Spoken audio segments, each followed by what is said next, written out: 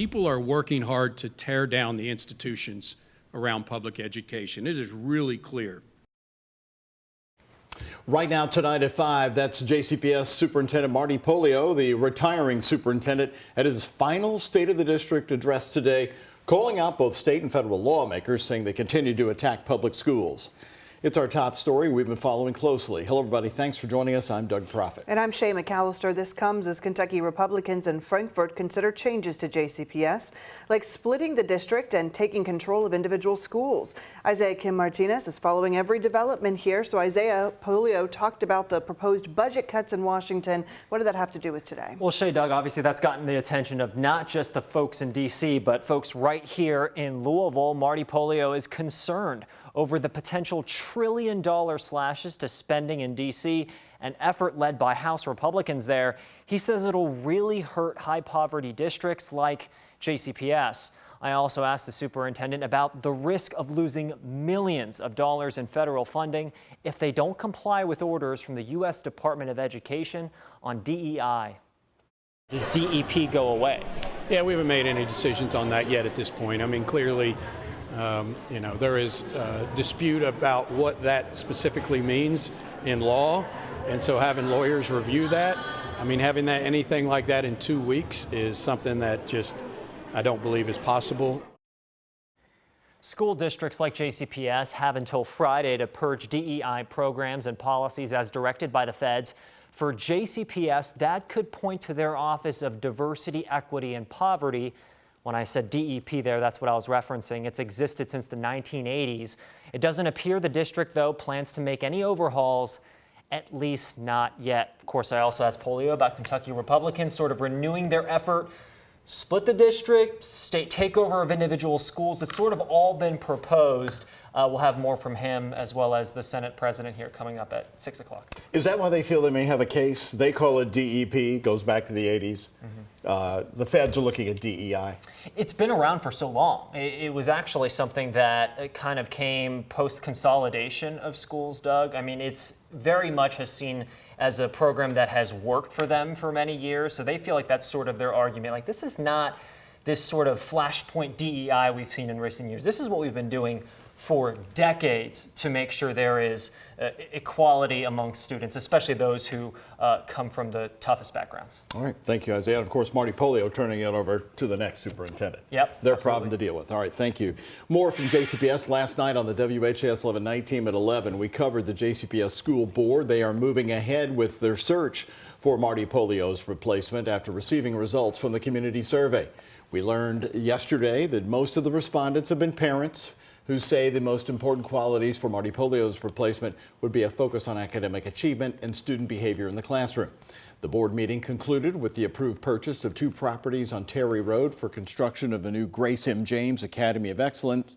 It also accepted bids for athletic facility renovations at Doss and Male High Schools and construction of a new stadium for the W.E.B. Du Bois Academy. JCPS is facing a federal deadline, either cut its DEI programs or risk losing federal support.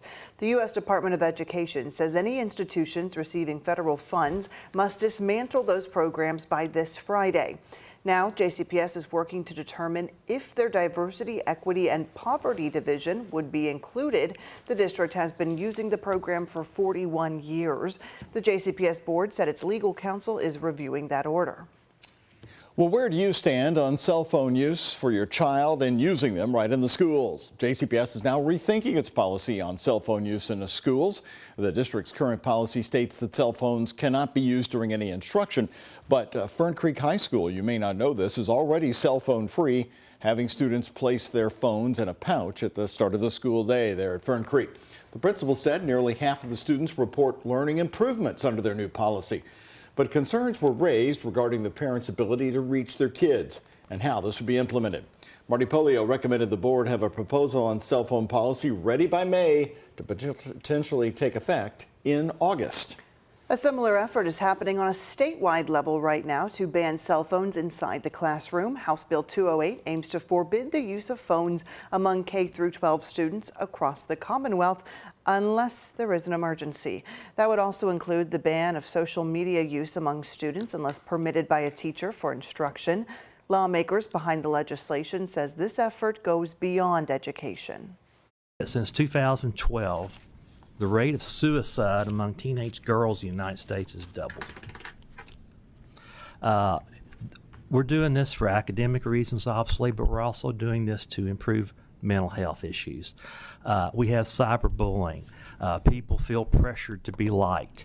And not only that, but we have a generation now that I have concerns about their ability to socially interact with each other. The bill unanimously passed through the Committee on Primary and Secondary Education and now heads to the full House. In Hardin County, a student is charged after playing a joke that put a school in lockdown. According to officials at North Hardin High School, it happened just after 10 this morning after a student was reported to have a weapon. The lockdown was lifted within 15 minutes with a student detained. Investigators say that student thought they were playing a joke and did not actually have a weapon. Officials there say the student will face charges and be punished in Hardin County according to the law and the school district's guidelines. It's warm today. Now the clouds have moved in. Oh, absolutely gorgeous. Even with those clouds, though, 71 degrees in February. Not much to complain about there, Ben. The daffodils are coming up through the salt that's still on the side of the road there, Ben. Hey, we've overachieved day 2. Yeah, we made it to 73. That ties for the warmest day so far this year. Tied February 3rd, last time we hit 73 degrees, and about 20 degrees above normal for this time of the year, not far off the record of 77. So we are at the upper 60s, lower 70s, still a little bit breezy, wind gusts at around 25. So those clouds are starting to move in ahead of a front that'll give us some rain later on tonight. Our temperatures are in the upper 60s and lower 70s. This is Virga. That is what we call rain that does not touch the ground. It's evaporating before it hits the ground. But what we're watching is the front to our northwest. That's going to bring in some of these spotty showers after around 9 p.m. for most locations. So maybe a sprinkle or two over the next few hours. And then later on tonight, this is around 11 p.m., starting to see that better chance of that rain passing through. No severe weather with that. It's gone by sunrise. Temperatures in the 40s heading out tomorrow. And then we'll have some sunshine tomorrow. It's just a little cooler behind that front in the mid to upper 50s, but still above normal. And a very small chance of an isolated late day shower tomorrow, but most areas will stay dry for our Thursday. So rain showers tonight, low of 44 degrees. Temps will be back in the 50s at noon tomorrow, and partly sunny with that isolated shower chance tomorrow afternoon with a high of 57. We'll get a mild Friday before the next front moves through and brings in some chillier weather for this weekend. We'll look at those numbers and those changes coming up. So I got part of the team picking up loose ends of tree branches and twigs. Got that. I got another crew mulching up leaves for us along the holes. As well, you can see we're cleaning up mud debris on these 2 car passes. There you have it. Take a look. This is Shawnee Golf Course in West Louisville, and they're now restoring the fairway after the flood waters from the Ohio River covered nearly the entire course. A cleanup crew, though, says most of the trash, plastic, and driftwood was actually swept away when the water went down on Sunday. But now they have to tackle a lot of mud. WHAS11's Alexandra Goldberg took a tour around the golf course to see what the flood left behind.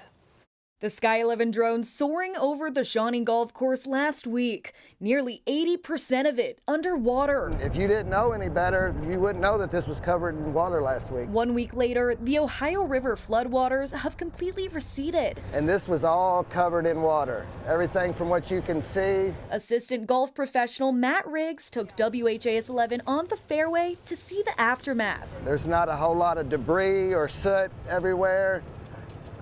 In years past, it's been so bad where there's dead fish everywhere, and that makes the cleanup terrible. A cleanup crew of 14 Metro Golf Course staff, all in good spirits. Well, when they showed up to help clean up this today, kind of let them know, Mother Nature was on our side. Last week, we met Metro Golf Operations Supervisor Stephen Carroll on the front 9. Well, we're standing on between holes 3, which was behind me, and we're about at least 12 feet below water. Crews are cleaning dirt and picking up debris, the little bit of it left behind.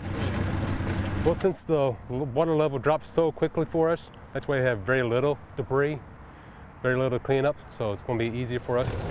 We still have mud and soot all over the fairway. Hole number 3, situated closest to the river's bank. Number 3 is the worst of it.